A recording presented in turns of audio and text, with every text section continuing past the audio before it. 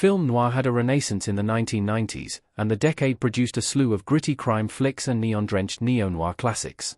During the golden age of Hollywood, noir pushed the boundaries of censorship with its dark and violent stories of crime and deceit. Besides common story elements, noir was so called because of its heavy use of light and shadow. Visually, the best noir films left an indelible mark on film history and influenced generations of filmmakers. From a story standpoint, the sharp edges of noir were dulled somewhat by changing standards of taste that made the older films seem tame compared to what was shown on the nightly news. Nevertheless, noir had comebacks in various decades.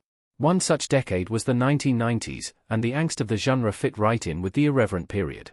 Dozens of noir-adjacent films were released in the 1990s, but only a handful truly mastered the movement. The best 1990s noir films not only embraced the classic tropes of the genre, but added new ideas to create something entirely original. Red Rock West, 1993. Few 1990s films combined modern sensibilities with noir tropes like Red Rock West, and it remains a classic. Nicolas Cage stars as a drifter who is mistaken for a hired killer and gets wrapped up in deadly small-town intrigue. The film could easily have been made in the 1940s, but its modern color palette is fresh and eye-catching. The greatest strength of Red Rock West is its simplicity, and its twists are straightforward without feeling weak and uninspired. However, its generic noir approach puts it below other 90s movies, because it doesn't really push that many boundaries compared to its contemporaries. Nevertheless, Red Rock West is a stellar film all around. Bound, 1996. A few years before the Wachowskis revolutionized cinema with The Matrix, they delivered one of the most underrated movies of the 1990s with Bound. The neo-noir thriller concerns two women who decide to get back at an abusive mobster by stealing his money. Underneath the heist plot is an intriguing love story steeped in contemporary issues. The lesbian love affair angle would have been too much for the original noir era, and it was even edgy for 1996. However, the earnest approach to the characters keeps Bound from feeling exploitative, and performances from Jennifer Tilly and Gina Gershon make things convincing. Bound is the ultimate hidden gem of 90s noir. Cape Fear, 1991. The original Cape Fear was one of the darkest thrillers of Hollywood's golden age, and Martin Scorsese's remake upped the ante.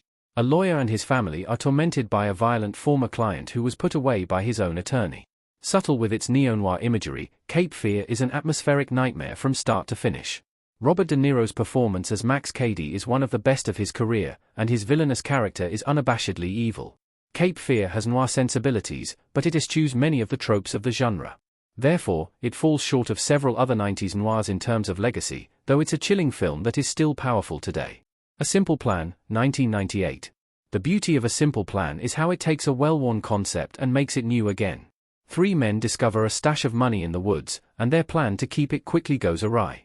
Director Sam Raimi's quick wit is on full display, but A Simple Plan is not another goofy romp from the Evil Dead filmmaker.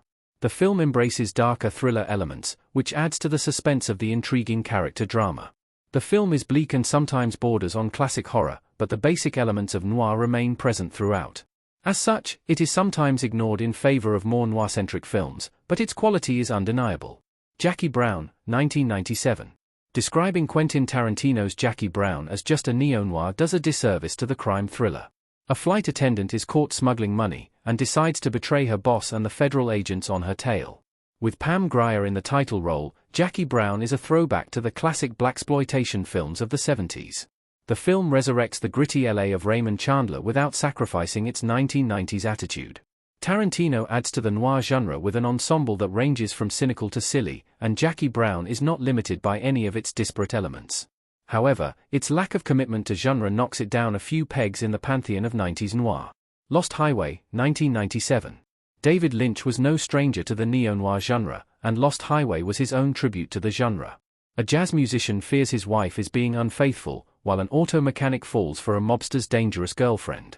The fragments of classic noir are just window dressing for Lynch's one-of-a-kind surrealist vision. Visually, Lost Highway nails the signature accents of the noir genre, and even expands upon them with a hyper-stylized approach to filmmaking. However, the overt surrealism is sometimes off-putting to certain audiences, and Lynch is an acquired taste. Nevertheless, Lost Highway is one of the best 90s noir films because of its unflinching originality. Fargo, 1996. The Coen brothers, more so than any other filmmakers, were responsible for pulling noir into the 1990s.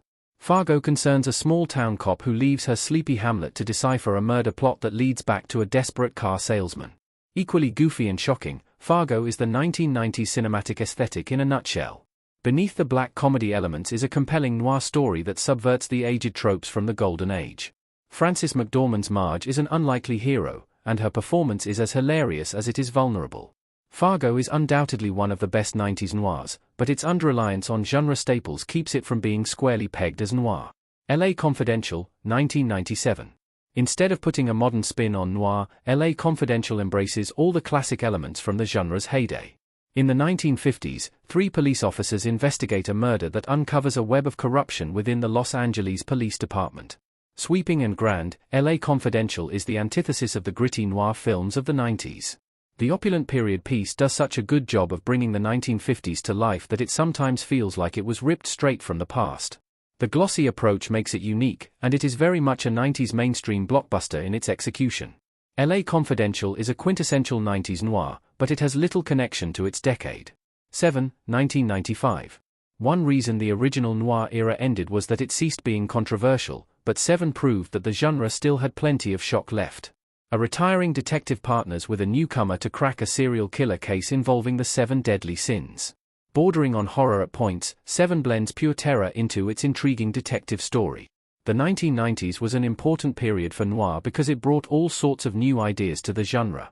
7 matches the angsty attitude of the 90s, and borrows the visual sensibilities of noir to create an entirely new approach to cinema in general. David Fincher didn't just pay tribute to noir in 7, he evolved the